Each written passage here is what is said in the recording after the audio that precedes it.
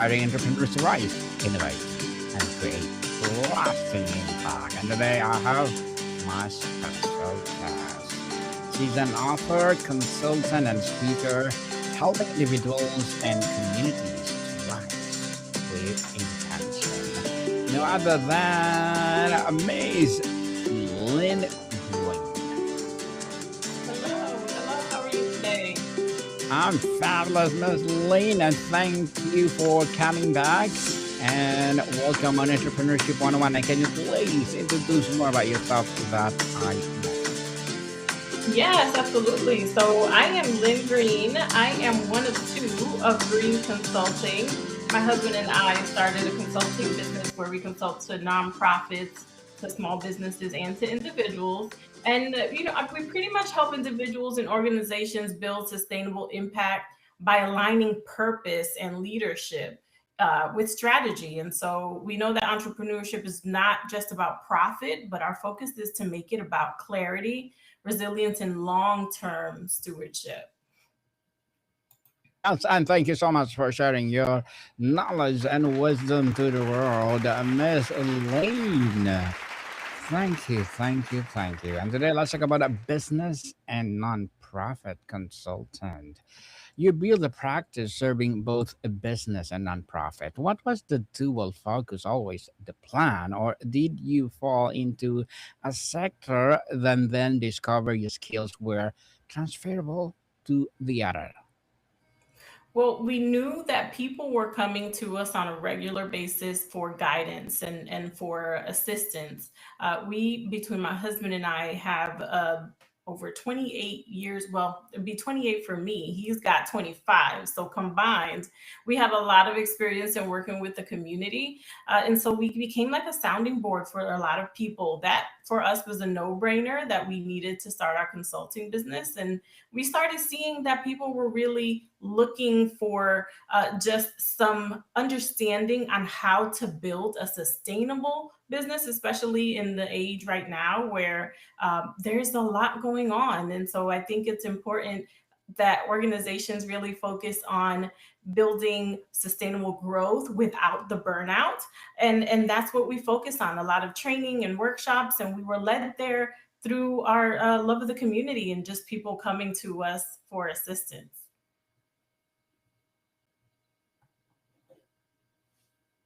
So, Miss Lean, when you walk into a for-profit boardroom and then a non-profit staff meeting in the same week, what is the most staking difference in how each group talks about success?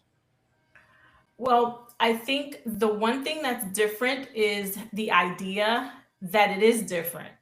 Whereas I think because a for profit organization thinks that their focus should be on more sales and how we can get more sales and more profit within their organizations, they kind of lose focus that just the same way a nonprofit focuses on the overall goal or context of community and building within their mission, they should be doing the same. So I would say it's more motivational on the end of a business that's a for-profit business because their focus is on dollar signs. Whereas nonprofit organizations' focus is on mission and impact. But I strongly believe, and what we normally, the message that we relay is that businesses should also be focusing on mission and impact and not just the dollar signs. Well said, Ms. Lane. So, what do business leaders fundamentally misunderstand about how nonprofits operate, and what do nonprofit leaders consistently get wrong about how business work? Yeah, so nonprofits are, especially in these times, are having a really difficult time because so much is changing. The needs are changing, the ability to get funding is changing. And so sometimes they require a little bit more understanding of what's going on that's affecting the way they're running their organizations. So my work grew organically from community advocacy and leadership roles because community advocacy is where my profession is.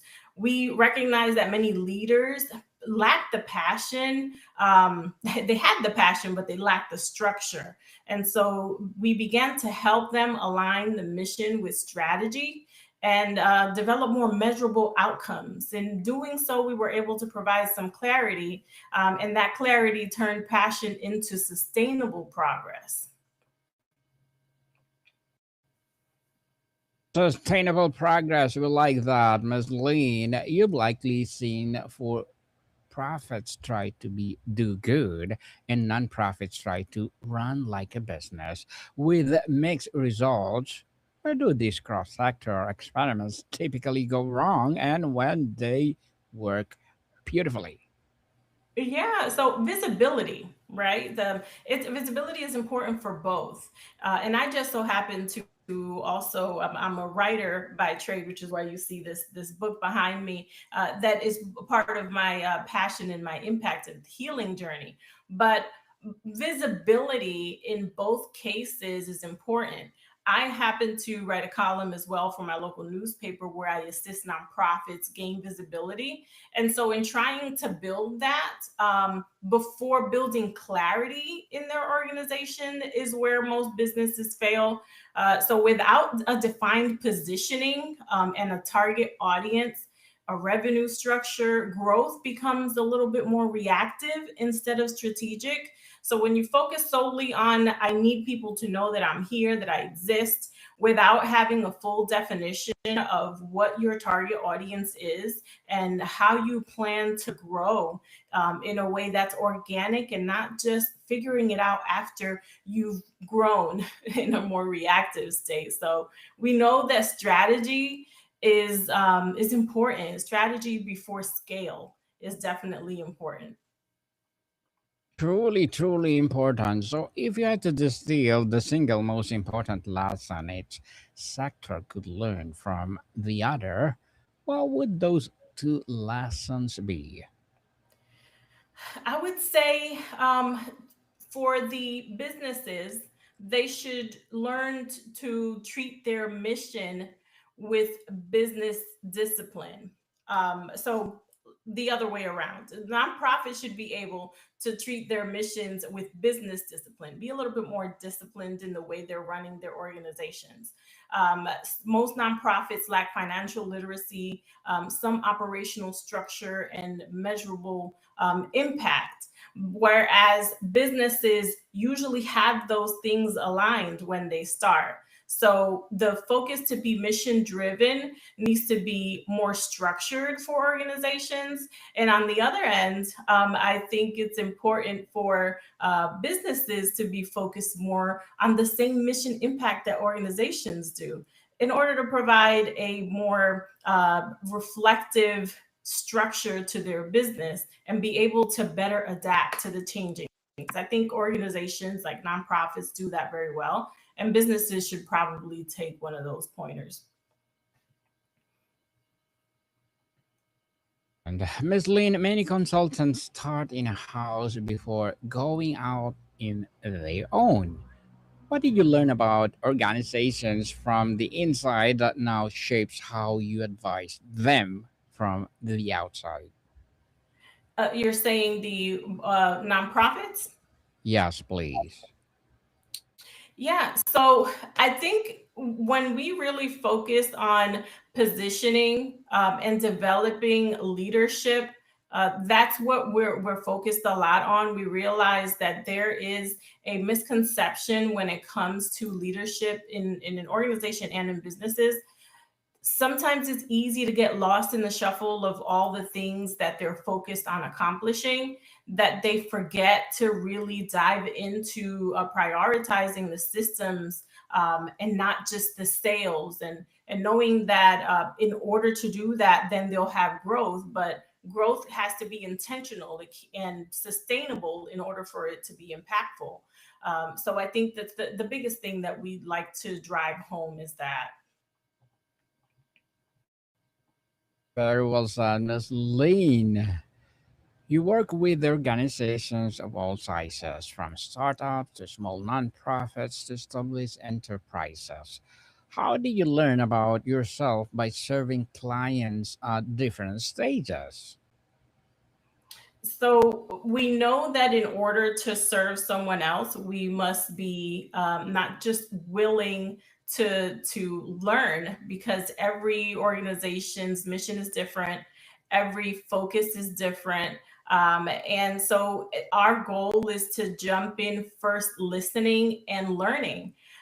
Because we're consultants, it doesn't mean that we know it all. And every organization and business has a different way that they want to run their organization or their business. So we acknowledge that first, meeting them where they are is important, and then learning to gather the leadership teams to assess options strategically as to what it is that they would like to see grow or change within their business.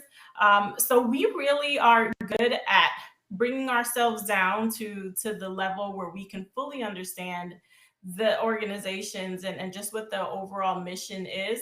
And then from there, learn to reframe the setbacks as an opportunity to diversify what it is that they're trying to accomplish.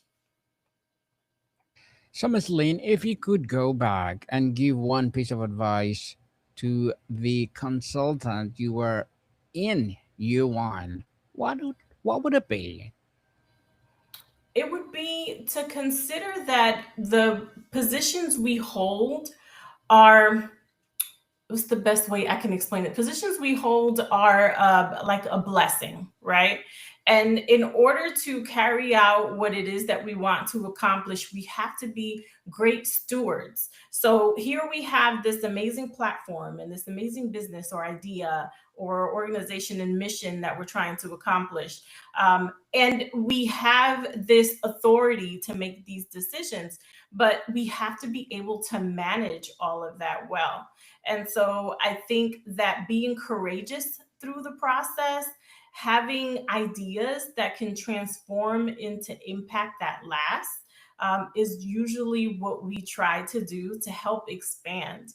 So that would be my biggest suggestion, would be to just be great stewards of the work that you have, the people that are under your, that you're the leadership, but the people who are under you, under your leadership, and then just being transparent and vulnerable, knowing that things do change and things are fluid, and we all know business is risky, and so is nonprofits sometimes when we're setting forward to accomplish something. But definitely knowing how to manage that well and having clarity and courage in the process.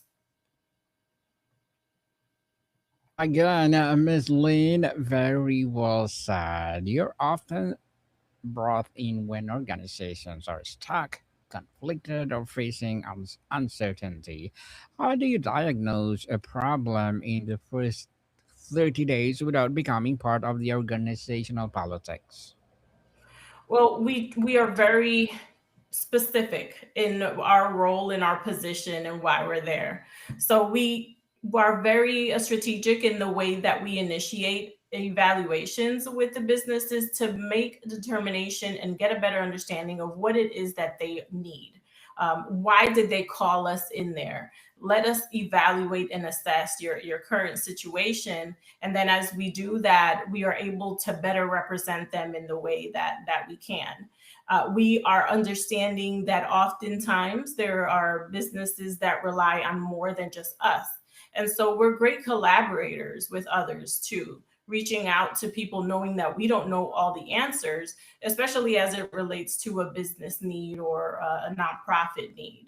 So that's really important. Doing that keeps us on the back end, just outside of the circle where we can manage it well enough and not necessarily be drawn in by all the politics and the demands of the business. Because as you can imagine, we would have other clients as well. And so we can't do that for all. Certainly. You mentioned services including board governance, strategic planning, and fund development, and organizational assessment. Walk us through a recent engagement where do you had to wear multiple hats, and how do you balance those roles without dropping the ball? Yeah, that is tough. But it's knowing when to delegate, when you have to be able to rely on other people to do your job. I sit on the advisory board of a nonprofit organization, and I understand that my role on those boards are strictly what it is that my expertise can help them with. Even though I have knowledge in a number of different areas, it's important to be able to pinpoint what's going to be of most use to the organization. So that is always the focus, not so much how can I tap into all these different areas because I have the expertise, but what is the priority and what thing can best drive this mission forward, as opposed to just wanting to wear all the hats, just knowing how to delegate.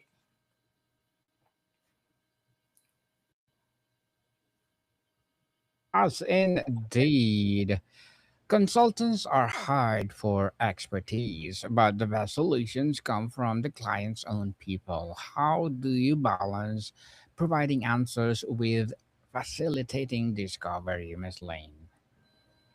Mindset is one of the things that we focus on because I think it's important for organizations to understand that that's where it begins. Whether it's the leadership mindset or your employee mindset or the client mindset, your target audience, what it is that they're needing and thinking, we like to start there because it's a good starting point for the things that can lead, to success, or overall impact for the organization.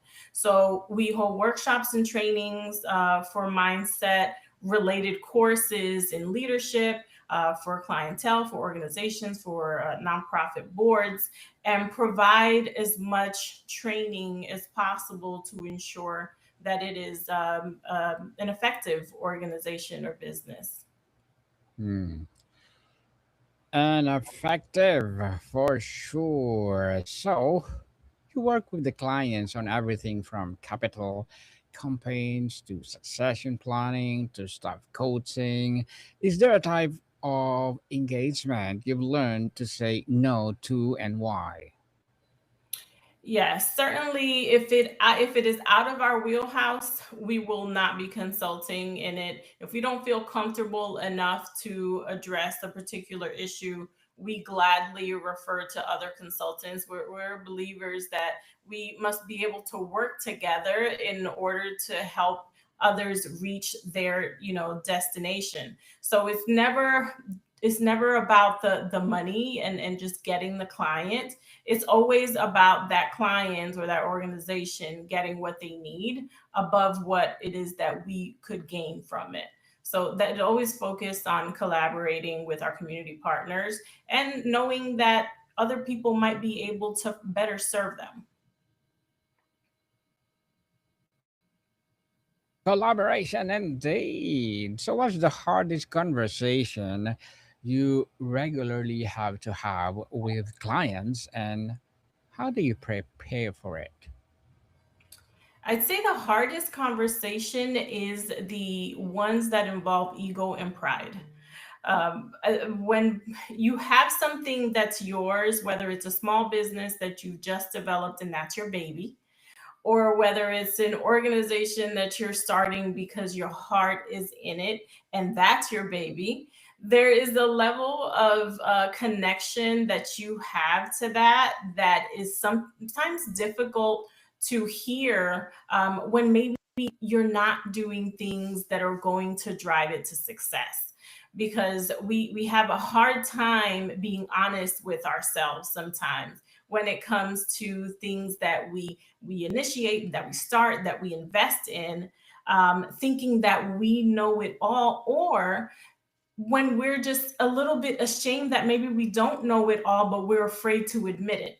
So I think it's important to be able to be honest, with yourself first, and then know that you can be honest with the person that you're seeking consulting services from. So sometimes ego and pride gets in the way of that, and it's really difficult to accept, advice or guidance from a consultant when you're in that space. I always go into any meeting knowing this. And so because of what I do as a profession, I'm a crisis interventionist. I have a way of getting there. Just having the conversations and knowing where to lead. You got to know when people are willing to give. and not push them too hard, but be honest enough to let them know, okay, you have to be willing to accept some help if you want to see your business grow. Again, very well said, Ms. Lean. For smaller nonprofits, you often organizational needs assessments and help prioritize workload. When a client has 10 urgent problems and resources for two, how do you guide them through triage? It's easier to do that with organizations like nonprofit organizations because they come from a place of love and understanding. And usually they know that there are things that they have to improve on. Things like fundraising are difficult, and so sometimes, because you just want to be of impact, you receive whatever it is that you're given.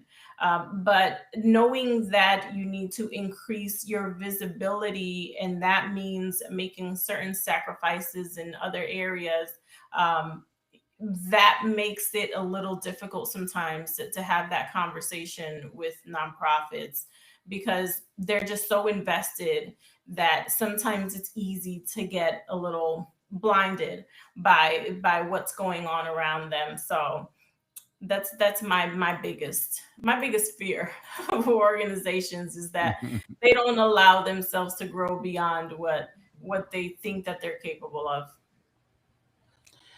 So, Miss Lane, before we wrap up our discussion for today, I'm inviting you to please do listen to my other podcast, people, because my abstract essay is already in sixth season, my abstract poetry in third season, and of course my book one on review in sixth season too, comedy 101 in fourth season, and my food 101 in sixth season as well. Geography 101, love letters, movie 101 review, music 101 are in fifth season, science 101, sex 101 in its fourth season, and my baby pages, trivia 101, motivation 101, spiritual awakening 101, entrepreneurship 101, mental health 101, coaching 101, and of course, Bible verses 101. Please listen to them wherever you listen your podcast. So, Miss Lynn, looking ahead, what next for your practice, and what kind of impact do you hope to have in the next chapter of your career?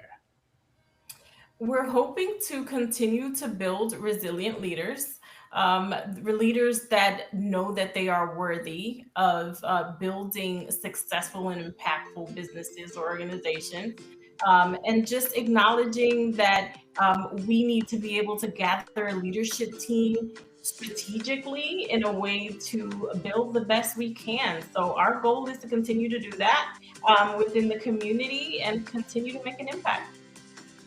Yes, make an impact to the world. Yes. So, Miss Lynn, can you please invite the listeners to support your business, your advocacy, or whatever projects that you're doing right now, as well as your book, Miss Lynn?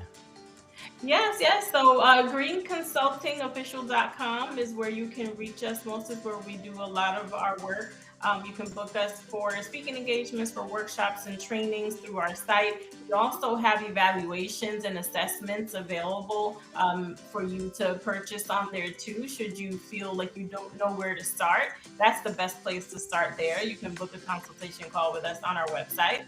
As it relates to my book projects and all my writing projects, my inspirational platform is It's a Lifestyle. And I share my book, For the Secrets of Mama, along with a lot of other different writing projects that I'm involved in. So that's my way of giving back to the community and continuing to build. Yes, people, what's about Miss Lin Green? Because if you support her for sure, more and more empowering book and empowering business like this to rise. So, Miss Lane, thank you so much for your time. Thank you for having me. Monica, people, see you soon.